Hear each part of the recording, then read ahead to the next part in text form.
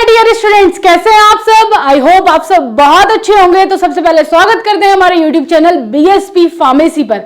आज का टॉपिक बहुत ही ज्यादा इंपॉर्टेंट है। 90% स्टूडेंट्स इसी टॉपिक को सर्च करते रहते हैं। आज हम 5 ऐसे टिप्स बताने वाले हैं जिसमें आप बी फार्मा के एग्जाम अगर आप दोगे तो बिल्कुल इजीली पास आउट कर जाओगे और आपके एग्जाम में मार्क्स बहुत ही ज्यादा अच्छे आएंगे। तो ऐसे 5 टिप्स को फॉलो करने के लिए हमारे चैनल को भी सब्सक्राइब कर लो। बहुत सारी ऐसी ही इससे रिलेटेड वीडियोस आती रहती है हमारे चैनल पर। और ये वीडियो अगर आपको अच्छी लगे तो इसको कर देना लाइक। ओके, तो ऐसे कौन से 5 टिप्स हैं जिससे हम बी फार्मा आसानी से क्रैक कर लेंगे। तो सबसे पहले, आप किसी भी सेमेस्टर्स में पढ़ रहे हो तो आपके पास सबसे पहले एक स्टूडेंट की जो ताकत होती है, जो स्टूडेंट का लक्ष्य होता है, वो है उसकी लाठी जिससे वो चलता है? मैडम सठिया गई है क्या बोल रही है अनाप शनाप? मैंने बिल्कुल सही बोला है।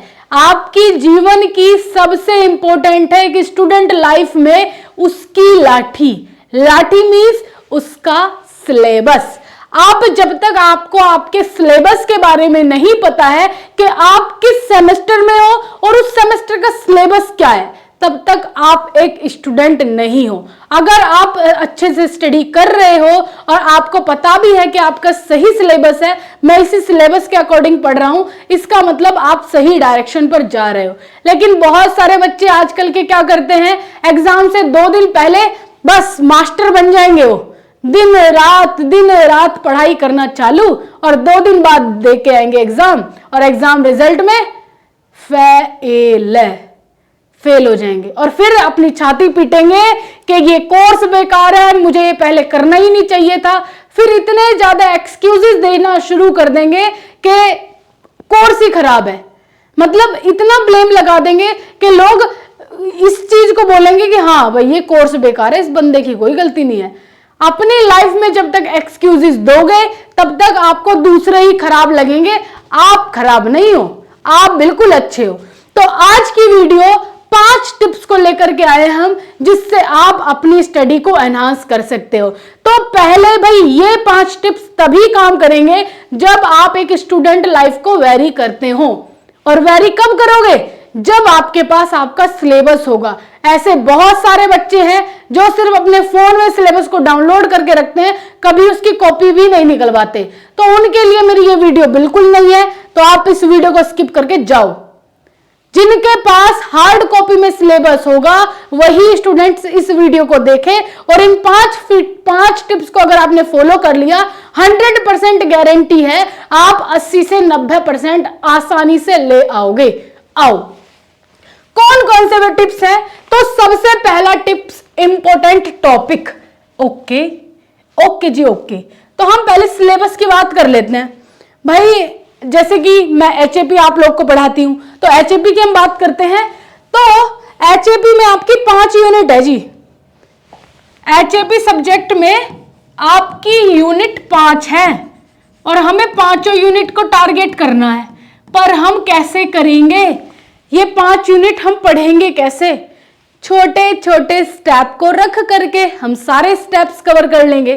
तो सबसे पहले हम 5 यूनिट को एक यूनिट करके पढ़ लेंगे।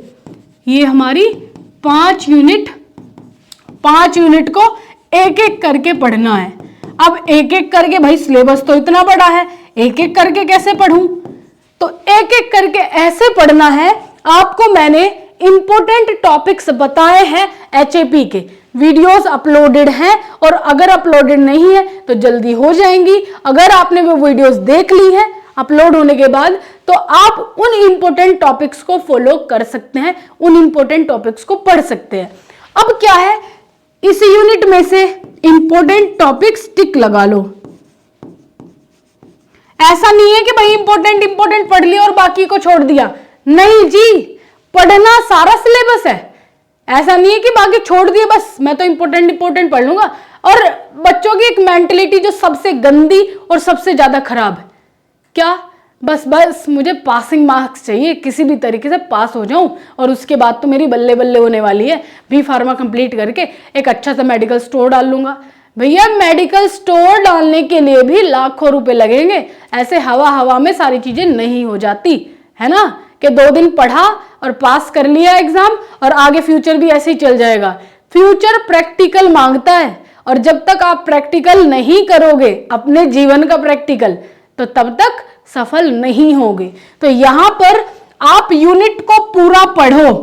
जब आपने फुल यूनिट पढ़ ली, आपको सारे टॉपिक्स ऐसा लग रहा है कि हाँ मैं कर लूंगा, जो टॉपिक उसमें मोस्ट इंपॉर्टेंट है उन पर लगा दो टिक।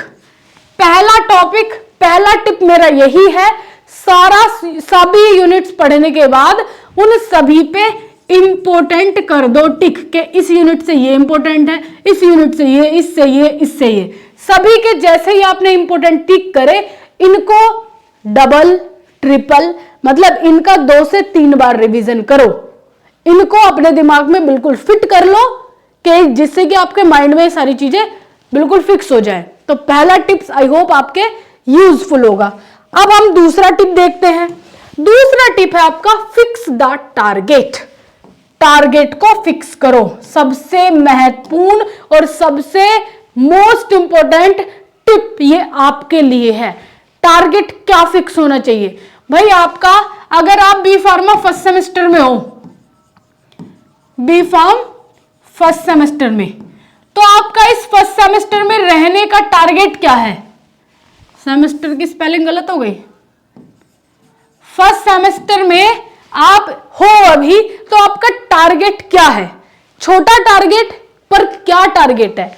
फर्स्ट सेमेस्टर में अच्छे से पास कर लूं, 80 से 90% मेरे बन जाए फर्स्ट सेमेस्टर में।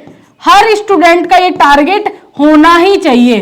अगर जो ब्रिलियंट बच्चा है तो वो तो 90 से 99% का टारगेट रखता है, लेकिन एवरेज बच्चा इतना टारगेट बना सकता है या इतना टारगेट रख सकता है। तो फिक्स द टारगेट। किसी भी सेमेस्टर में हो तो सबसे पहले अपना टारगेट फिक्स करो कि मुझे फर्स्ट सेमेस्टर में हो, सेकंड में हो, कितने परसेंटेज लाने हैं। ऐसा नहीं है कि बस सोच लिया बस मुझे तो पासिंग मार्क्स चाहिए, फिर तो 100% बैक आनी ही आनी है। हमेशा लक्ष्य ऊंचा रखो, तभी उससे नीचे का लेवल मिल पाएगा। अगर लो लेवल का ही सोचोगे तो कुछ तो मिलेगा ही नहीं फिर, है ना। तो सेकंड टिप है अपने टारगेट को फिक्स रखो, मुझे इतने परसेंट लाने ही लाने हैं। अब वो कैसे आएंगे थर्ड टिप में आपको पता चलेगा। थर्ड टिप है आपका डेली स्मॉल गोल। इस अचीवमेंट को पाने के लिए अगर कोई बच्चा 90% का लक्ष्य रख रहा है, उस अचीवमेंट को पाने के लिए उसके पास एक सेमेस्टर को क्रॉस करने के लिए 6 महीने का वक्त होता है, 6 मंथ। अब इस 6 मंथ में बच्चा क्या करता है? बच्चे की मेंटलिटी, ये फर्स्ट मंथ बेचारा, अरे अभी तो पहला ही महीना है, दोस्तों के साथ कहीं मूवी देखने चलता हूं, बस निकल गया, कॉलेज बंक, मूवी शुरू, पहला महीना खत्म। दूसरा महीना यार गर्लफ्रेंड बुला रही है, गर्लफ्रेंड के पास जाना चाहिए, दूसरा महीना गर्लफ्रेंड के चक्कर में खत्म। अब तीसरे महीने में घर जाने की बात आ गई, कोई फेस्टिवल आ गया, कोई ये आ गया वो आ गया, तीसरा महीना खत्म। चौथे महीने में भी कोई बात आ गई, चौथा महीना भी खत्म। पांचवा महीना भी कुछ रीजंस के कारण वो भी खत्म। लास्ट महीना बचा, अंडर प्रेशर बच्चा, बच्चे को कुछ समझ में नहीं आ रहा, सिर खुजा रहा है, यार अब क्या करूं, सारे सेमेस्टर सारे मंथ में तो मैं ऐसे ही गेड़े मारता रहा, अब मैं एग्जाम कैसे कंप्लीट करूं। तो ऐसा डिस्ट्रैक्शन का केंद्र बिल्कुल मत बनाइए। ये सारी चीजें आप करो, लेकिन इन्हीं के अंदर आपने बीच में स्मॉल गोल ऐड करने हैं। अपने पर डे के स्मॉल गोल ऐड करो। Per day in the sense आपके 90% में मात्र और मात्र 1% डेली पढ़ो। आप जैसे एचएपी पढ़ोगे, अब एचएपी की 5 यूनिट में से यूनिट फर्स्ट उठा लो और यूनिट फर्स्ट का पहला टॉपिक उठा लो। पहला टॉपिक आप टारगेट रखो कि मैं 2 दिन में इस टॉपिक को कंप्लीट कर लूंगा और 2 दिन में इसके नोट्स भी बन जाएंगे, 2 दिन में मैं ये टॉपिक भी पढ़ लूंगा। तो आपका छोटा सा गोल निर्धारित हो गया कि मुझे 2 दिन एक टॉपिक को लगेंगे पढ़ने में और मैं उस टॉपिक को नोट्स के सहित कंप्लीट कर लूंगा। तो इस तरीके से जब आप हर टॉपिक 6 महीने के अंदर धीरे धीरे पढ़ोगे तो 6ठे महीने में ये सारे टॉपिक्स आपको इतने बड़े नजर आएंगे और आप बोलो अरे वाह, धीरे धीरे पढ़ के तो मैं इतना पढ़ लिया। और जब आप कुछ भी साल में इस महीनों में नहीं पढ़ोगे तो उस टाइम पे तो आपको इतना लगेगा ही, इतना एक साथ पढ़ना पड़ेगा। अब देख लो, बर्डन आपको डेली डेली लेना है या आपको एक साथ लेना है, डिपेंड करता है कि आप कैसा कर रहे हो, आप कैसा सोच रहे हो। तीसरा टिप भी आपका हो जाता है कंप्लीट।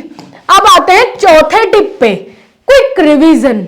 ओहो, अब जितना मैंने धीरे धीरे गोल बनाया था छोटा छोटा, उनका कर लो क्विक रिवीजन। भाई आप ऐसा कर सकते हो, जैसे आपने तीसरे दिन अपना टॉपिक कंप्लीट कर लिया, उसको 1 हफ्ते बाद रिवीजन कर दो।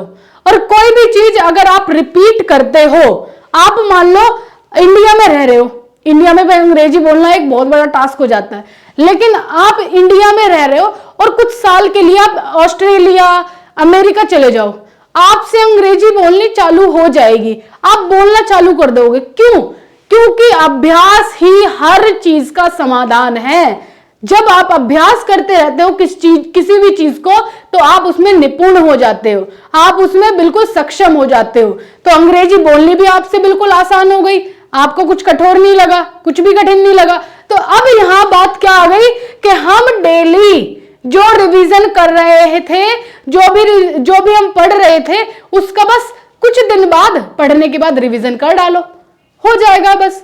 अब हमारा लास्ट टिप, ध्यान से सुनिएगा, लास्ट टिप है हमारा अवॉइड डिस्ट्रैक्शन, जो कि सबसे ज्यादा इंपॉर्टेंट है। ये डिस्ट्रैक्शन कैसे अवॉइड होगा?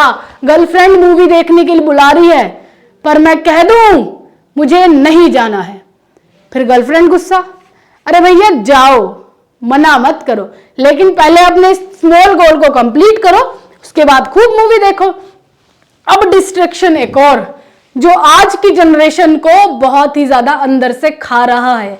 जैसे ही यूट्यूब खोला, ओहो आज तो ये आ रही, आज तो ये वीडियो चल गई, बस कुछ भी वीडियो पे आपने क्लिक किया और उसी वीडियो पे आंखें टिक गई।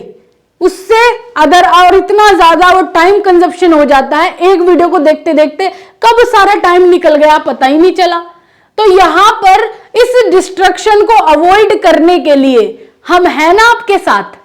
बीएसपी फार्मेसी ऐप डाउनलोड करो, जहां पे डिस्ट्रैक्शन बिल्कुल खत्म।